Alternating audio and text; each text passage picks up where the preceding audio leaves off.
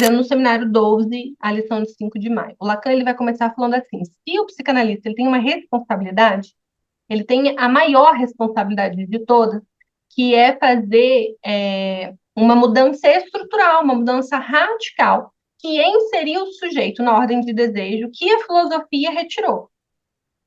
O que ele está falando da filosofia? Ele está falando do Descartes.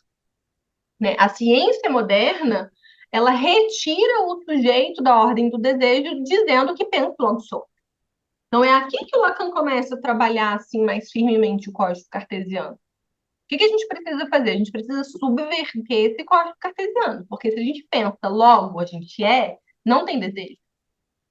Por quê, gente? Porque se eu penso logo sou, eu estou dizendo que os meus enunciados operam enquanto desejo. E se o enunciado opera enquanto desejo, o desejo vai ter aqui, né, a partir do falo imaginário, um objeto. É isso que a ciência faz, e pior, é isso que o neoliberalismo, depois da ciência moderna, faz.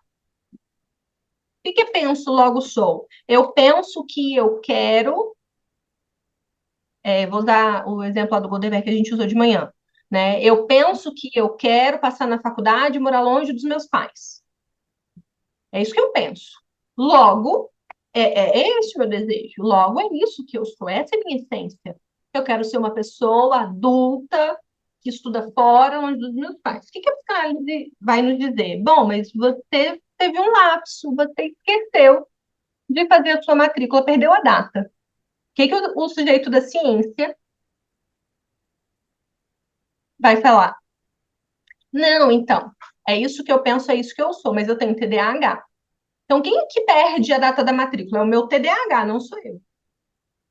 Ou seja, aquilo lá que é um pensamento que não é meu, eu não reconheço como meu. Essa foi a descoberta do Freud, inclusive. Que existem pensamentos que o eu não reconhece. Então, assim, não.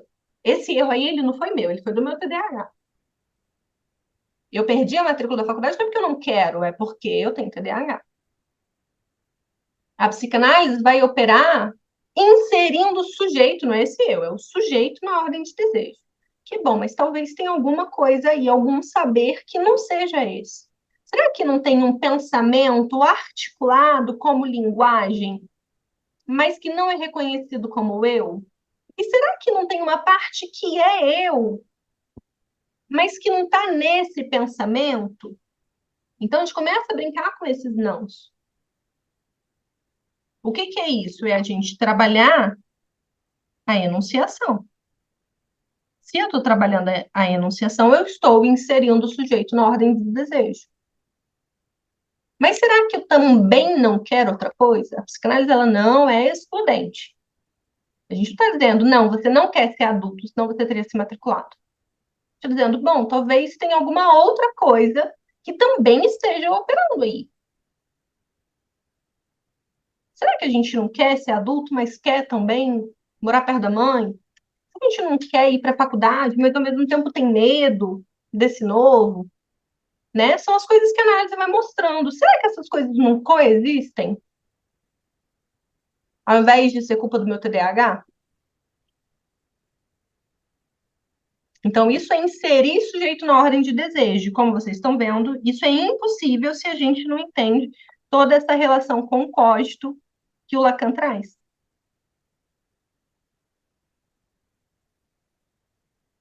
Né? Com a subversão do código, com o primeiro corte.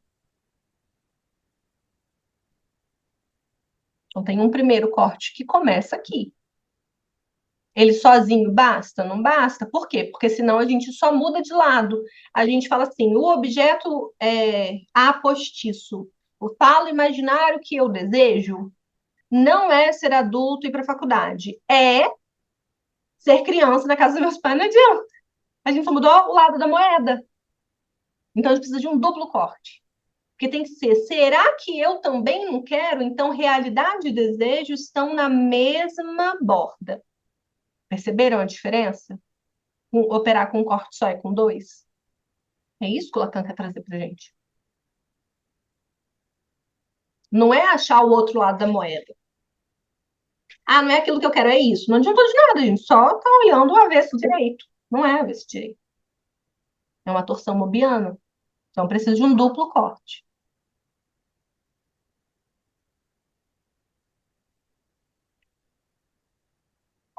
Acompanhou, Felipe? Essa lição, gente, do seminário 12, a gente amou, inclusive, assim, virou a lição preferida é a minha lição preferida do Lacan, assim, até hoje. Minha lição preferida.